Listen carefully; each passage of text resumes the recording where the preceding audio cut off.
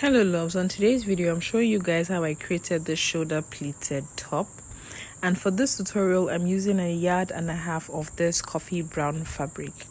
The first thing I'm doing is taking down my horizontal measurement, which is my chest line, my waist and the hemline. Don't judge my tape, please.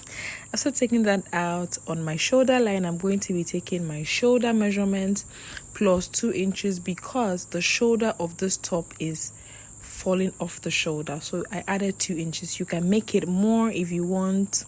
It just depends on your preference. To have or to create my pleat on my shoulder, I went ahead to add 4 extra inches. So your shoulder, extra 2 inches for it to fall off, and extra for the pleating. Now to take my body circumference measurement, on my chest line I took 1/4 of my bust plus seam allowance. On my waistline I took 1/4 of my waist plus seam allowance, and on the hemline I took 1/4 of my hip plus seam allowance. After creating the 3 lines, I went ahead to 3 dots rather. I went ahead to use my ruler to connect the 3 dots together to create my body form. Ensure that your waistline is not sharp, so curve it a bit.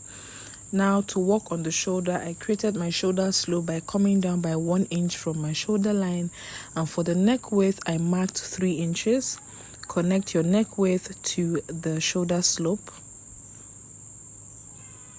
After connecting this, the next thing I'll determine is my arm opening, and I used 11 inches plus the seam allowance. 11 was perfect for me, but if you want something more open, you can go more. Connect that into the body form. After connecting, I'll use my ruler to curve my line from my shoulder slope to my bust line area, and I'll proceed to cut out the sides before working on my neckline. So after cutting out the side, now it's time to work on the neckline. For the neck depth, I went in by 2.5 inches, and I used this for the front and the back. And the neck width, I increased it by 2 extra inches, making it 5 inches for my neck depth. Mark whatever your main shoulder will be and have it in mind, because you need to pleat the extra 4 inches we added into the exact shoulder measurement you have. I'll go ahead to cut out my neckline and also cut out my shoulder slope. After cutting this out, I'll place another fabric on fold and put my front on it to cut out the back. The only thing I'm actually doing for the back is to add my zipper allowance, but I'm also adding it in a way to avoid zip bulging, if that makes sense. So connect the lines for the zipper allowance and cut out the back. After cutting, it's time to start stitching. So to stitch, I placed my back on my front, right side facing each other.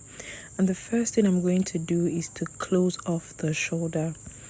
Ensure to pleat your shoulder back to the actual shoulder measurement you have. So it's very important to have that measurement in mind whilst cutting out your pattern. After stitching, this is what I have right now. I also went ahead to double fold my sleeve hem. The next thing I'm doing is to close off my sides, leaving one part open for the top design. After stitching the both sides, ensure to notch the seams to have a more relaxed hem. I'll go ahead to double fold the hem of my top and also use a bias tape to turn my neckline.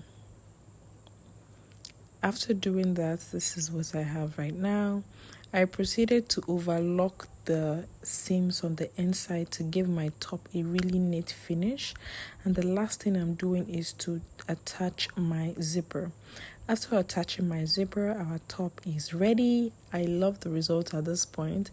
I'll give it a good press, and like I said, notch the seams because it's very important. And for the opening of our top, you have the privilege to fold however you want and just do a tack on the inside.